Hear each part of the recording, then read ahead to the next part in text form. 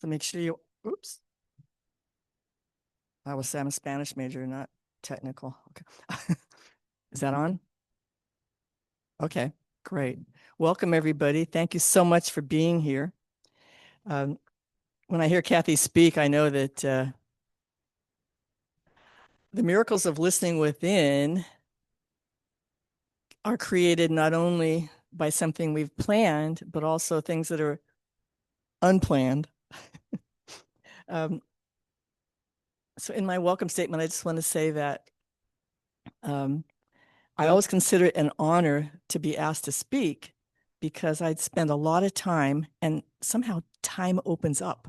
I had so much time yesterday, nothing on my calendar, that I realized there was a band at South Shore. So I sneaked away from my office and went dancing and schmoozing and handing out more of my poems at South Shore. But I gave myself permission.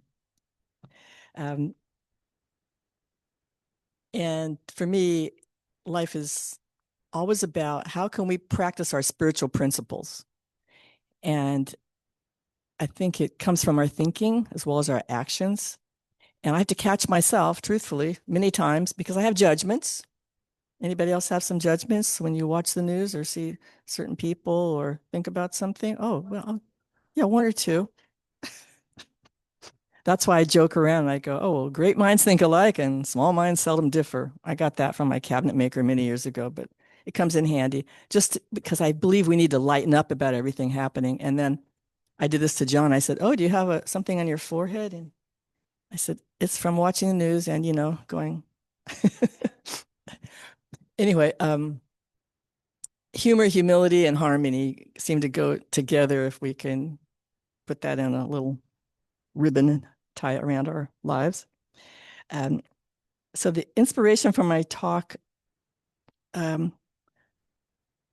actually comes from my daily reading, and I call them my Bibles.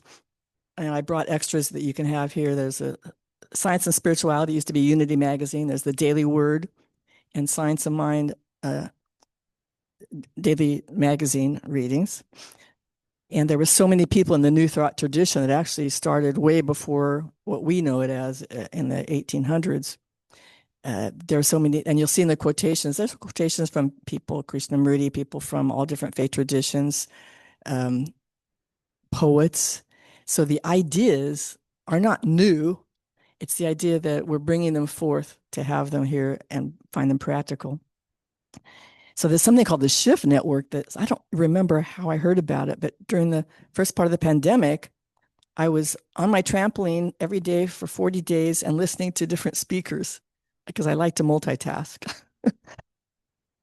And it was amazing. And some of the people I know from Science and Consciousness conferences and other people I've read their material. It's amazing the breadth and the scope of people who are bringing to life the teachings that we have here that it's not really new. We call it new thought, but it's almost like, let's think again, let's make it new in our consciousness and bring it forth, call it forth. And sometimes we feel alone, but we're not. And I met a fellow named Ken Shu, and he sends me all this information. So I thought, this is too long. This is a 2-hour video. So I have a walking meditation, a walking and talking and doing everything else meditation. I can get my laundry done and do my hair and all that kind of stuff. And I listened to this and it was so fantastic because you know how it feels to know you're not alone. I've had some calls this week. One of my longtime couple friends lost their son suddenly. He was visiting from Colorado and he got ill and he passed, 38. So I've called her and I guess walk and talk in ministry. So I gave prayers on the phone. And then there's just other people who've had situations happen. And so I'm just grateful for the trainings and that I was raised in New Thought and I can step up and you know how it is and provide some prayer treatments and shift my own and their experience of this. So the Shift Network program then was called the Magnificent New Normal. You remember that phrase, and there's nothing new under the sun? Oh, here it is again.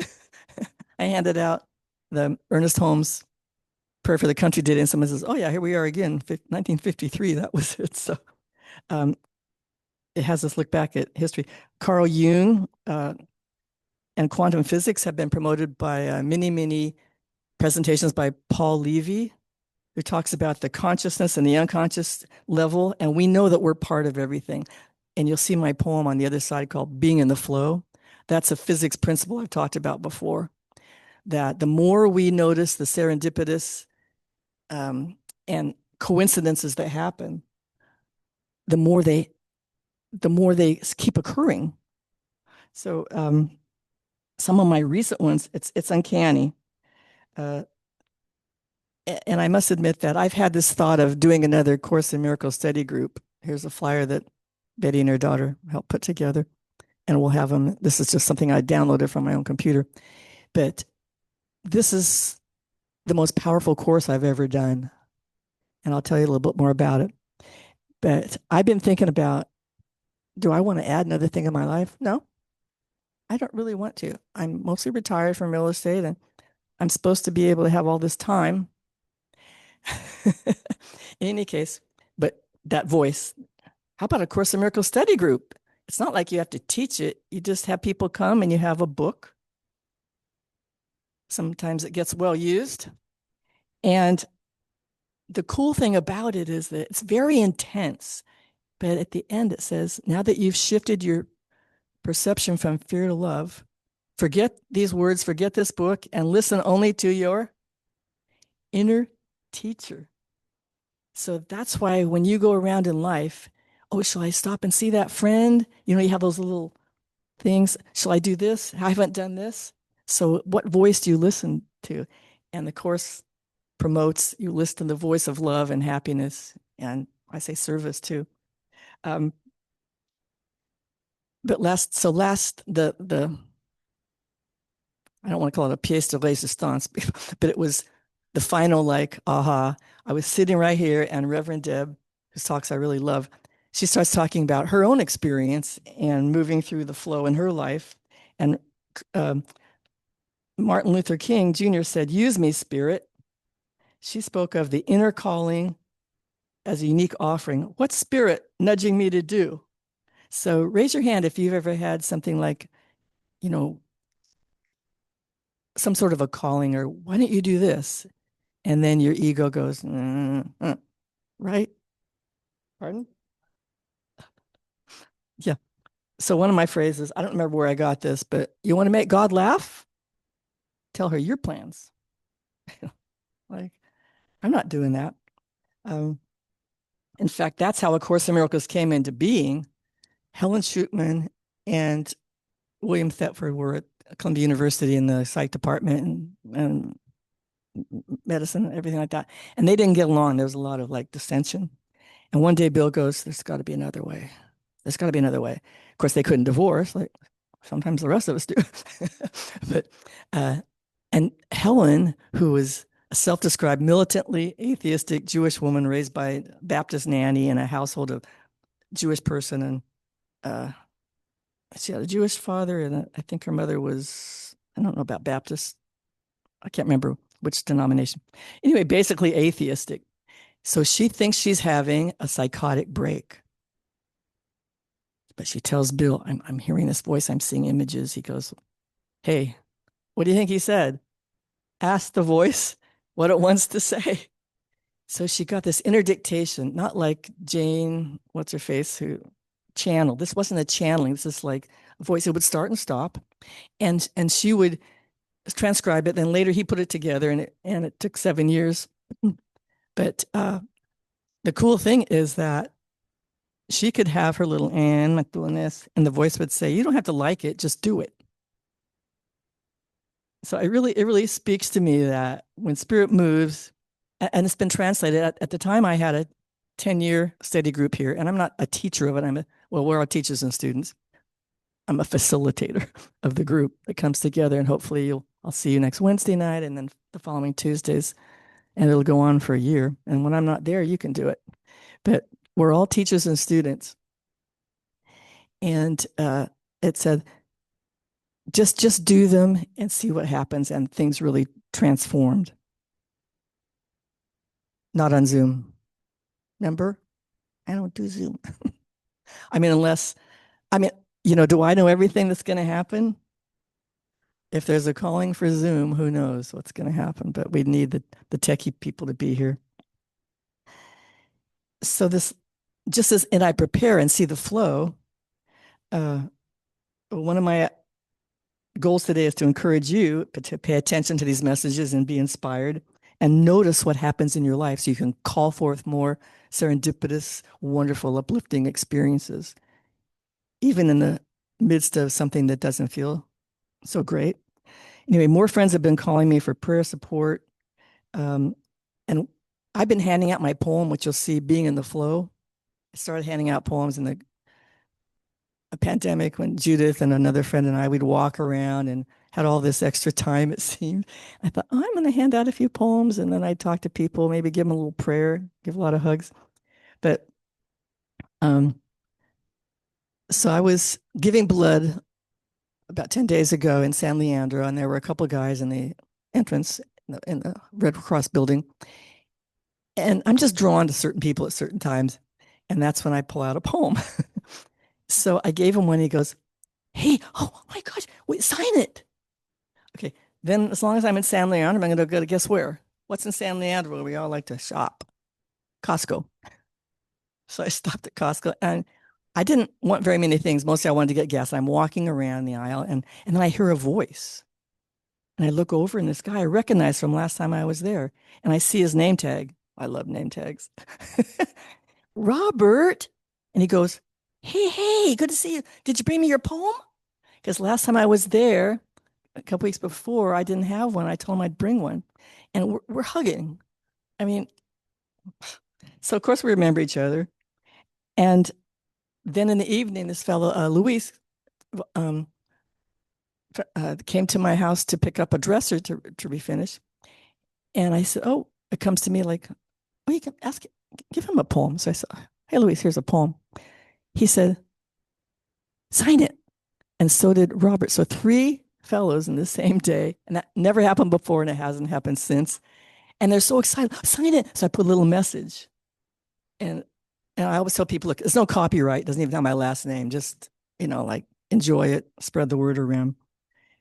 That it really uplifts what uplifts one, uplifts everybody. And think about someone in your life who's touched your heart, and then that opens opens yours and theirs and other people's at the same time. Um, I was at Kaiser and I kept running across this one fellow. I was going up the stairs. He's in the elevator. He gets out at the same time. Finally, after I got my typhoid shot for going to Africa, I thought he keeps appearing in front of me. So I said, I keep seeing you. He goes, yeah. So we talked for like 20 minutes. Gave him a poem. We're hugging. We have a lot in common. He said something about notary. I said, oh, I was a notary, real estate. I was a realtor, and blah blah this and that. So and he was a Vietnam vet, and his name is Bill. That was one of the first things that I go, oh, that gives me chills because he came back from Vietnam. My Bill did not. And he is proof that the light still shines and messages come through. So just what a beautiful person that was. Um, got the parking places that I wanted near where I wanted to go. And guess what? I didn't have to put any money in. They still had the green thing on it until 6 o'clock. So, I mean, I can't count on that every time, but my friends say, you don't even have to sing your parking fairy song. You just always find a parking song. I have a song, Parking Fairy, help me find the perfect parking place. And I make up a bunch of stuff. So it's just fun if we can call forth the aliveness within and enjoy life and trust the process. Then there was a Chinese couple who came to the door of my Italian class at Mastic Senior Center last Friday. And I said, oh, are you looking for the Italian class? No, we're just scoping the place out because my mother's newly arrived from China and we wanted to get a social life and all this. And I said, well, you'll find out more if you go to the front desk. I said, here, I'll take you there. I call that very European because you can travel and someone will say, oh, I'll take you there. So I was stepping into my European blood. And then I'm leaving them there, and I said a couple things in Chinese, which they were impressed with because I've spent time in China. I don't know much anymore, but um, and they're from the Panda City, they said. and and then I had this thing like, oh my gosh, my friend Ringo, we just had a deal together a few months ago, and we worked together. I was like one of his mentors. He recently, I sent him something for his clients, and he sent me a picture of his family. I said, send me a picture of your family now. How big are your daughters? This is his second wife, his second family. So I thought, I'm going to go show them the picture. He's on Bay Farm. They're living on Bay Farm. Maybe they know each other. So I dash back, and he goes, and they go, yeah, Ringo Liu and his family. His wife's name is Nancy, and two little girls. But it just like warmed my heart. And so I told him what happened. So I just encourage you, if this can happen just since the time I sat here and I couldn't deny that I had to start A Course in Miracles, that was up to me. Um, I mean, if Helen Schuteman could say, why me? Because I know you'll do it. I don't have quite, I didn't have quite that attitude because I love it. And the Course says, the Course doesn't teach the meaning of love, for that's beyond what can be taught. It does aim at removing the blocks to your awareness of love's presence. And so as we practice learning to the inner voice, we also know the opposite of love is fear, but what is all encompassing can have no opposite. This course can be summed up very simply in this way. Nothing real can be threatened. Nothing unreal exists. Herein lies the peace of God. And I'm thinking the people, like I'm going to go to where Nelson Mandela was imprisoned in South Africa. He's one of my role models. I mean, I was like 27 years and he comes out holding the hands of his wardens, or Martin Luther King, or so many different people. Viktor Frankl, he bonded somehow through asking for a cigarette, I think it was. But Man's Search for Meaning is the book that he wrote after his experience during World War II. So my little pity stories are nothing compared to what a lot of people go through, or people who don't have limbs and what they do, and they're so bright and vibrant. So I look at them as my role models in life. Like, don't complain, Nancy. Share what you have and keep moving forward. The course has 3 parts.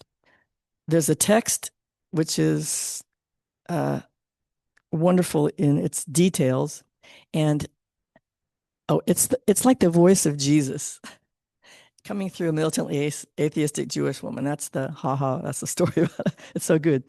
But it says, forgiveness is the key to happiness. Oh, and at the end, because it's just, I'm setting the record straight that I didn't die for people's sins. There are no sins. Death is not really our life, our identity moves on.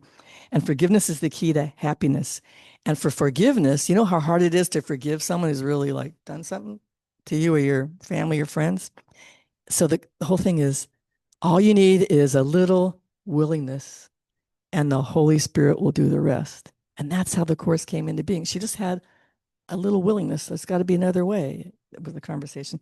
Then in the workbook, some of the lessons are, I'm determined to see things differently.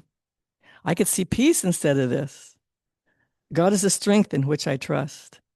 Forgiveness is my function as the light of the world. Light and joy and peace abide within me. When I'm healed, I'm not healed alone. Into his presence would I enter now, and love is the way I walk in gratitude. And the Holy Spirit speaks through me today. I can elect to change the thoughts that hurt. So we have a choice. We can choose again and choose happiness. It doesn't mean we have to beat ourselves up when we have bad thoughts or judgments. Just we can say, oh, okay, I have another choice. I have another choice. When things don't go our way, like someone doesn't show up to pick you up, you can find a way. There's another way. So our practical spirituality is alive and well. From the Fillmores, Ernest Holmes, Mary Baker Eddy, Emma Curtis Hopkins, called the teacher of teachers, Mesmer.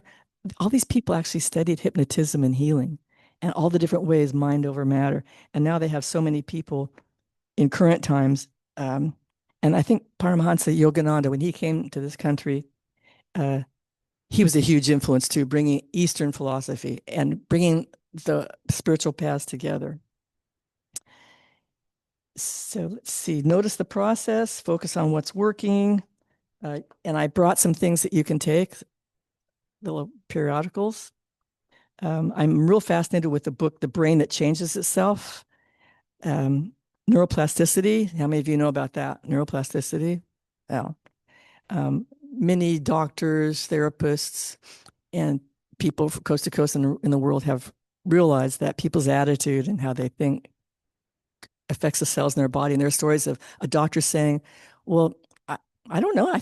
I don't know when you might pass on from this. You know, and then something clicks and they fully recover. It makes no sense according to mainstream, but it makes sense if you see it happen.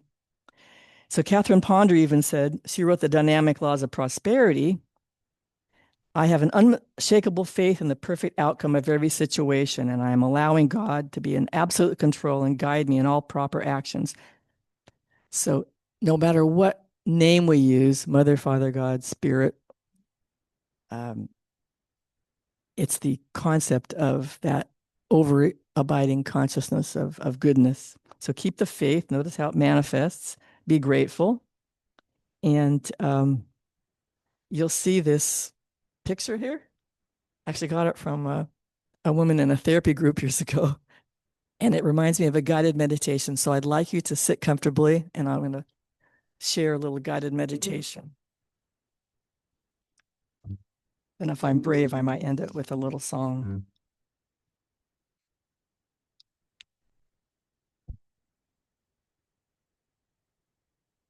So please picture yourself, and you've decided to take the day and walk in the woods. You go to a quiet place in nature, and you begin walking through the forest. And like the painting, there's a path that leads you through a meadow. And there are flowers and trees and the sounds of birds and little animals. And you see a cabin on a hill, and you feel drawn to go and see what you might find. Who would live here? It's mysterious, but it draws me. I'm open, I'm curious. You walk up, take your time, you knock on the door, and a wise looking, gentle woman enters and greets you warmly, maybe with a hug. She invites you in, and it feels very safe and welcoming. You sit down in a comfortable chair, and she starts a conversation. What brings you here today? You say you felt led to enjoy a long walk, and it was so nice to find me up here in my cabin. I want to present to you this beautiful box. So picture yourself in this chair with this delightful, kind woman opening a box and saying, are you willing to hear a special message for yourself from your inner voice? And you say yes. So she opens the box, and there's a lovely piece of stationery with a message on it just for you. You take a deep breath and begin to read it. And you're feeling that you have listened to your inner voice. It's like a gentle nudge. And you have a willingness to move forward with this message toward a new path or goal, something that has maybe been hovering around in the back of your mind. It might be something totally new. So with a deep sense of gratitude, you thank her and you spend time sitting there. And as you hear this song, go into the presence before we complete the meditation. Into his presence would I enter now, for I am surrounded by the love of God. Let me be still and listen to the truth. Let every voice but God's be still in me. Let me remember I am one with God. Peace to my brother who is one with me. Let me remember what my purpose is. Let all the world be be blessed with peace through me. There is one light, and that I share with him. I am sustained by the love of God. All that I give is given to myself. I thank my Father for his gifts to me. Let me remember there is no will but God's. His peace is with me. Forever I am safe. Let me remember there is no love but God. I will step back and let him lead the way. I will step back and let him lead the way.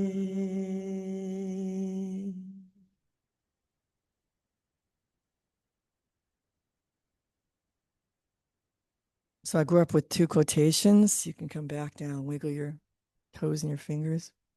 On the walls of the church I grew up into. One of them's divine love always has met, always will meet every human need. The last one was, ye shall know the truth, and the truth shall make you free. So please go forth and know the truth that you are the light of the world. You can share it with others, and you make a difference. Thank you. Amen.